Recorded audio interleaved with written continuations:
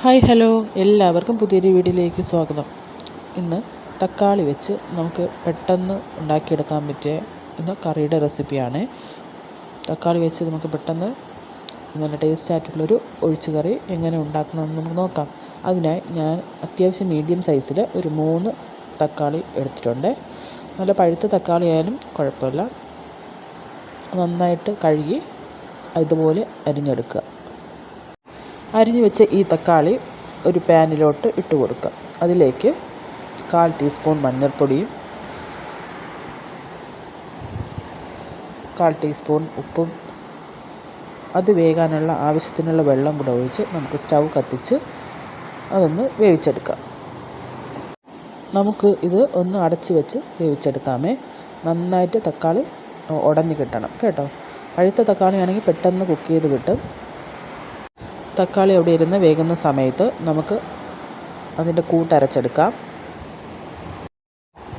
അതിനായി 2 പിടി തേങ്ങ മിക്സിയുടെ ജാറിലേക്ക് ഇട്ട് കൊടുക്കുക. അതിലേക്ക് 1/4 ടീസ്പൂൺ ജീരകം കൂടി ഇട്ട് കൊടുക്കുക. ഞാനിവിടെ പച്ചമുളകോ കാന്താരി മുളകോ നമുക്ക് ഇട്ട് കൊടുക്കാം.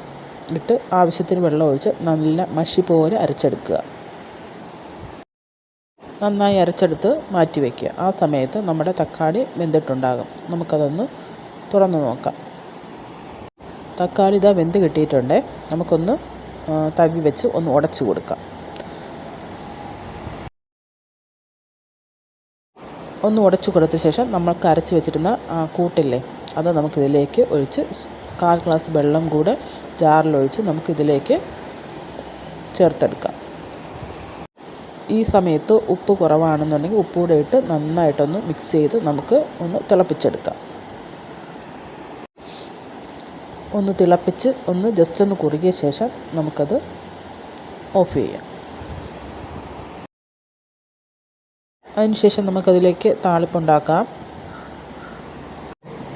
അതിനൊക്കെ ഒരു പാന് വച്ചിട്ടുണ്ട്. അത് ഒന്ന് ചൂടായി വരുമ്പോഴത്തേക്കും വെളിച്ചെണ്ണ ഒഴിച്ച് കൊടുക്കുക. വെളിച്ചെണ്ണ ഒന്ന് മൂത്ത് വരുമ്പോഴേക്കും കുറച്ച് ഉലുവ ഇട്ട് കൊടുക്കുക.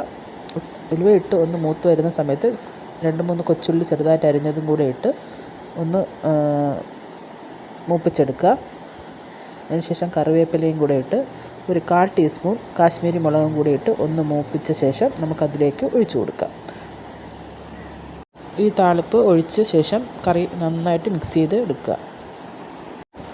പെട്ടെന്നുണ്ടാക്കാൻ പറ്റുന്നതും സൂപ്പർ ടേസ്റ്റുമായ ഈ തക്കാളി ഒഴിച്ചു കറിയുടെ റെസിപ്പി നിങ്ങൾക്ക് ഇഷ്ടമായെങ്കിൽ എല്ലാവരും സബ്സ്ക്രൈബും ലൈക്കും കമൻറ്റും ഷെയറും ചെയ്ത് ചാനലിനെ ഒന്ന് സപ്പോർട്ട് ചെയ്യണം. നിങ്ങളുടെ സപ്പോർട്ടിന് ഒരുപാട് സ്നേഹമുണ്ട്. അപ്പോൾ മറ്റൊരു വീഡിയോയുമായി കാണുന്നതുവരെ ടാറ്റാ ബൈ ബൈ.